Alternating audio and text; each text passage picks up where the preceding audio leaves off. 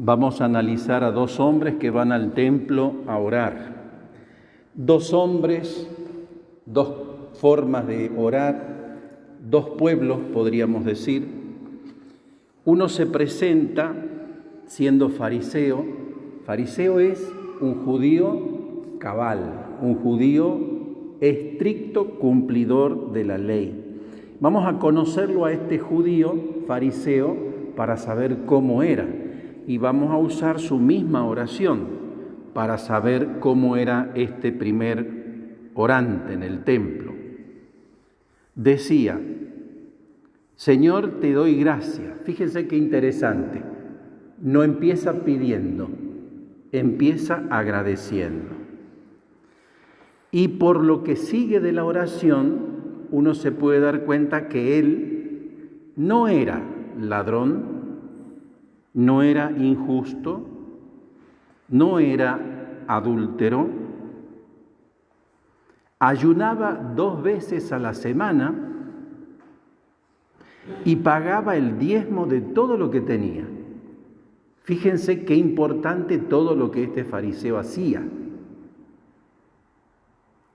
Pero su oración no es aceptada por Dios, porque él se compara con el otro que estaba al fondo, juzgando que este sí era todo lo que él no era. Dios no acepta esta oración porque el fariseo se pone en el papel de juez del hermano. Pero valoremos el hecho de que era un hombre piadoso, cumplidor de la ley, estricto cumplidor de la ley. Y todos estos pecados que menciona, referido al otro, él no los tenía. O sea, hacía bastante. El esfuerzo de parte de él estaba, pero su corazón era soberbio y se ponía en juez del hermano. Por eso esa oración Dios no la escuchó. Aquí traducido dice: Él no volvió a su casa justificado por esta oración. Justificado quiere decir que el Señor no aprobó esa oración.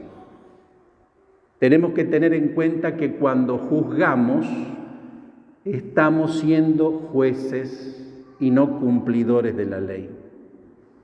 Nosotros todos tenemos que ser cumplidores de la ley. ¿Y de qué ley? De la única: amar a Dios y al prójimo como a nosotros mismos por amor a Dios.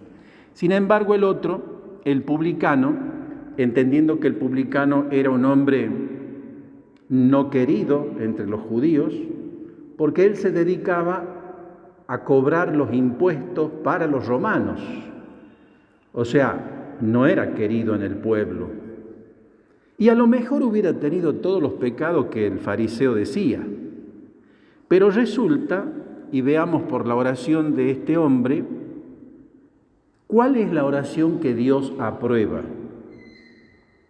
Él decía: oh Dios, ten compasión de este pecador. Y esa oración le agradó a Dios. Dios resiste al soberbio y da su gracia al humilde. ¿Cuál es el humilde? El que reconoce su pecado. El que reconoce que no es bueno. Por eso, cuando nos acercamos al confesionario para decir que somos buenos, ustedes verán a quién se parece la oración, si al fariseo o al publicano.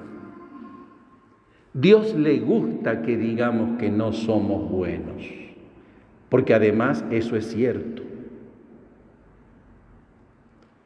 Tener conciencia de que no somos buenos es ubicarnos en el lugar que nos corresponde, porque solo Dios es bueno, dice la palabra. Nadie queda excluido de esta regla. Solo Dios es bueno.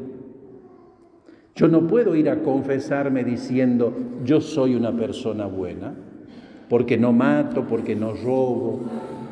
Esa es la oración del fariseo, llena de yo